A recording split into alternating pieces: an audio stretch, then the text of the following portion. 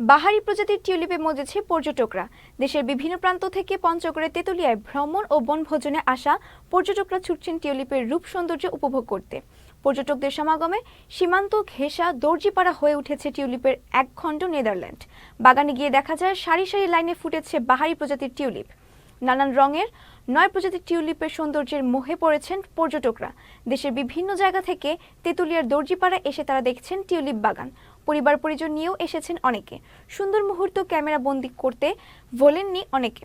জানা গেছে বেসরকারি উন্নয়ন সংস্থা ইএসডিও গত 4 বছর ধরে পঞ্চগড়ে তেঁতুলিয়ার সীমান্ত গ্রাম দর্জিয়াপাড়া খামার পর্যায়ে প্রান্তিক নারীদের মাধ্যমে নেদারল্যান্ডের উচ্চ মূল্যের টিউলিপ আবাদ করছে।